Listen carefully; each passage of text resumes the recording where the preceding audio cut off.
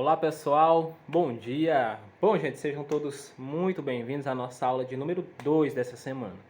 Pessoal, como é de costume em todas as minhas aulas, eu sempre faço uma revisão bem rápida do assunto da aula anterior para a gente se localizar. Caso você não tenha visto a aula anterior, ela está aí nesses vídeos aí que está nesses vídeos que está nesse canal aí, você procure a aula anterior para não ficar perdido no assunto dessa, tá bom? Então, pessoal, vamos lá fazer uma pequena revisão aqui, coisa rápida, 2 minutinhos só para a gente recapitular e a partir desse ponto. Deixa eu ver aqui. Nós começamos falando sobre o que é história. Realmente é importante? Não é?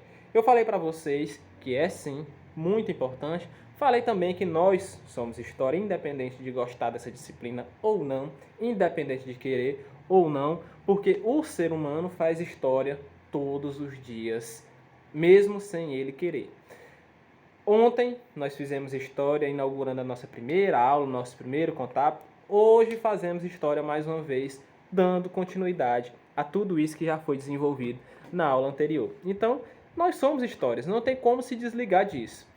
Dito isso, nós falamos também sobre a questão de como se vê história. Eu falei para vocês que antes, nossos avós contavam muitas histórias e que hoje a maneira de se ver história, apesar de ainda existir aquela, mudou.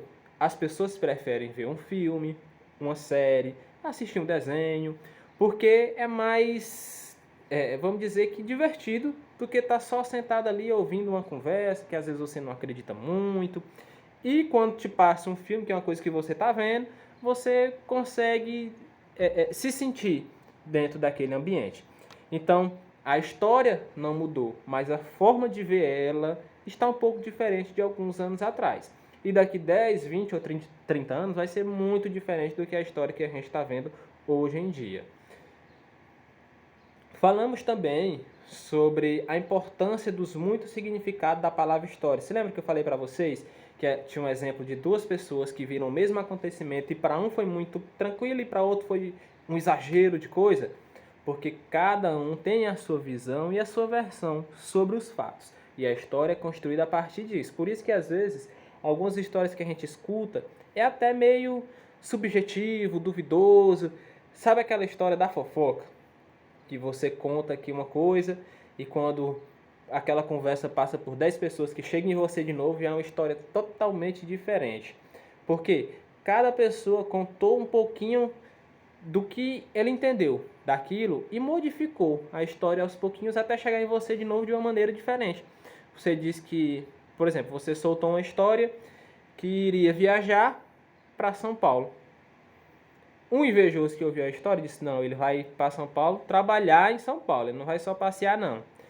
Outro já ouviu a história e disse, se ele vai trabalhar é porque ele está sem dinheiro, então ele está passando por problema aqui, vai para outra cidade. Quando essa história vem chegar de novo em você, você tinha dito que tinha saído para São Paulo para passear, mas a história já chegou que você está passando necessidade de ir embora para São Paulo.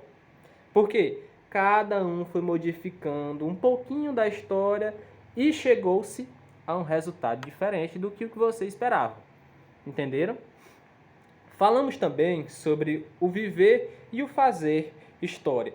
Contamos também um pouco sobre o quão é importante ter provas para que se conclua que aquela história é verdadeira.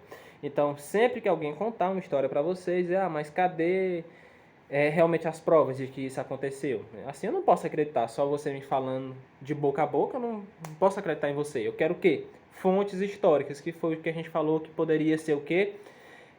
Textos, sons, fósseis, objetos, relatos. Agora, também trouxemos para vocês a questão da importância do historiador, que é aquela pessoa que vai lá, pega esses acontecimentos, dá sentido a eles e transforma em uma história contada, certo? Dito isso, fizemos um pequeno resumo aqui do que a gente viu na aula passada e já podemos partir para a aula de hoje. Então, hoje nós falaremos sobre tempo e história. Essa relação de tempo e história é bem tranquila de entender, porque realmente é uma coisa que já é bem intuitivo, mas que é muito importante que a gente aprenda e entenda para não cometer nenhuma burrada aí sobre esse tema, certo? Então vamos lá. Tempo e história. Temos algumas definições aqui, eu vou ler para vocês e depois explicar. Como eu já disse na aula anterior, quem quiser dar uma pausa, dar uma lida, copiar, fique à vontade, tá bom? Porque como vocês estão sem livro, o objetivo dos assuntos já estarem bem explicados no slide foi realmente esse.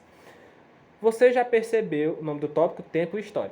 Você já percebeu o quanto o tempo tem uma função importante no estudo da história? Assim como em nossa vida. Existem várias formas de marcar o tempo. Quando a gente fala... Aqui, ó, deixa eu ver se eu consigo sublinhar. Aliás, eu vou botar uma seta. Você está meio perdido aí, eu vou encher de seta aqui para você saber de onde é que a gente está falando.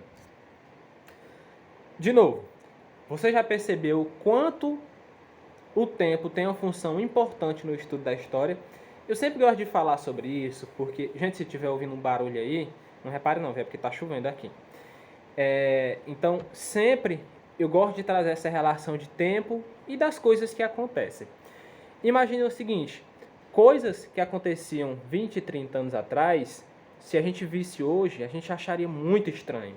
E coisas que nós fazemos hoje, e que se as pessoas vissem 30, 40 anos atrás, elas achariam também muito estranho. Por exemplo, passar horas e horas e horas assistindo uma série. Seu avô não gosta nada que você faça isso. Aí meu filho vai fazer alguma coisa, passa o dia deitado aí. Ele não fala isso? Fala que eu sei. Ah, mas meu avô não fala. Mas seu avô é exceção, a maioria fala.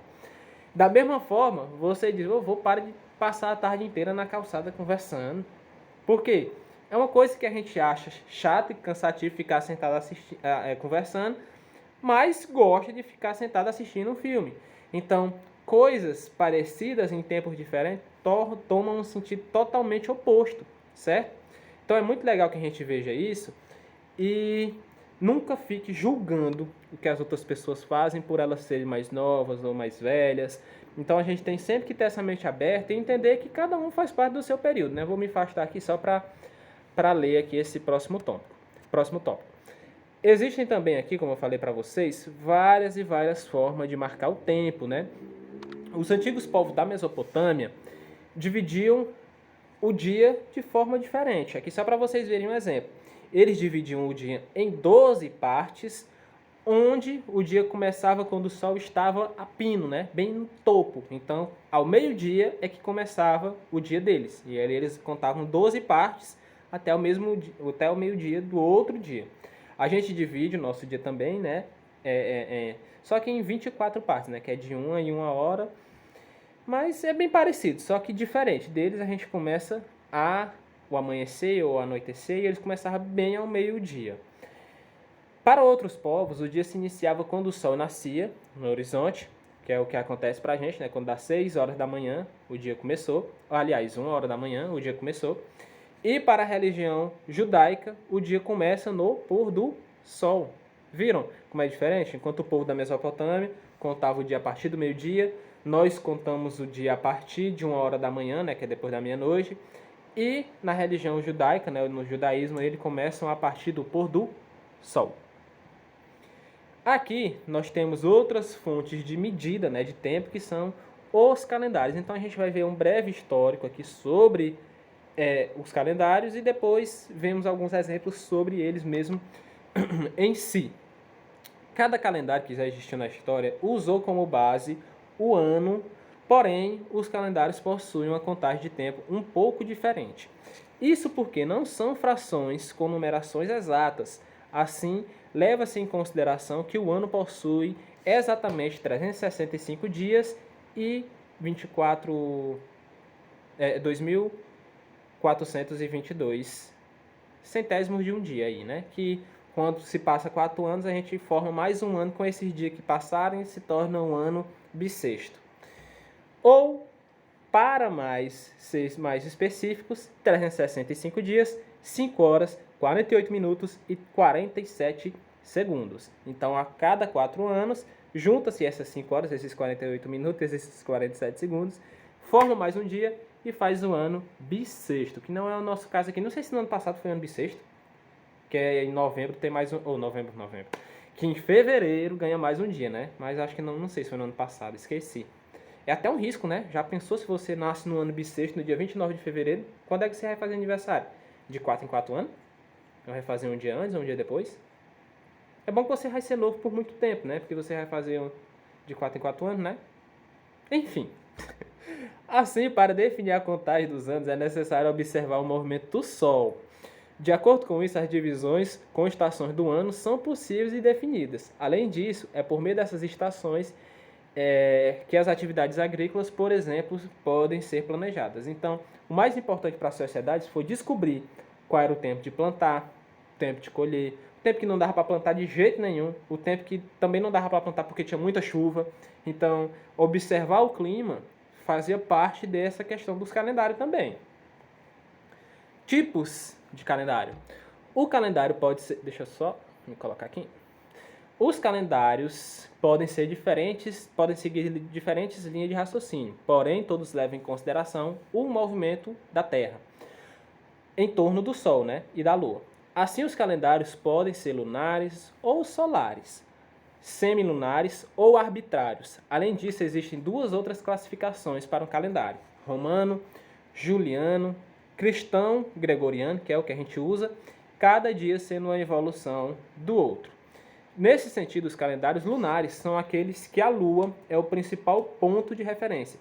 Mas cabe ressaltar aqui que nos calendários de hoje sempre tem, né, embaixo assim a luazinha. Dia tal é lua cheia, dia tal é lua minguante, dia tal é lua crescente. Já nos calendários solares, utilizam o Sol para guiar, enquanto os semilunares são a junção dos dois últimos calendários. Além disso, o calendário arbitrário é caracterizado por possuir nem o Sol e nem a Lua como ponto de referência. Apenas o dia, diga-se de passagem. Aqui temos exemplos, né, de alguns calendários bem antigos. Deixa eu ver se eu consigo dar um zoom aqui bem legal para vocês. Olha só esse calendário. Já pensou você andar com um calendário desse aí no bolso? Uma pedra gigantesca dessa. E agora não, né? Calendáriozinho no celular ou na agenda. Prático, rápido e fácil. Mas vocês viram aí, né? Como era complicado. Tem até a definição aqui, né, que esse é um calendário egípcio, tá? Então tem até uma definição aqui sobre ele. Assim, os egípcios criaram o calendário dividido em 365 dias, 12 meses e o mês com 30 dias. Além disso, possuía 5 dias que eram postos no final do ano. Um ponto importante que era o ano bissexto, não existia. Ou as estações eram divididas de forma diferente da qual conhecemos. Assim, existia 3 estações dominantes para a humanidade.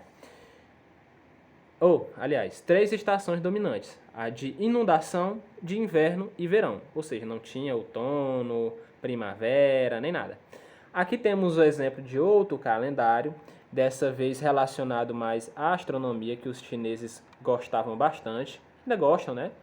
E tá aqui, né? Temos aqui a definição. Em relação à astrologia, os chineses utilizavam animais para representar os signos e outras diferenças que traz aquela relação dos meses do ano mais relacionada aos signos, né? O chinês é cheio dessas relações aí bem interessantes que a gente adora ver.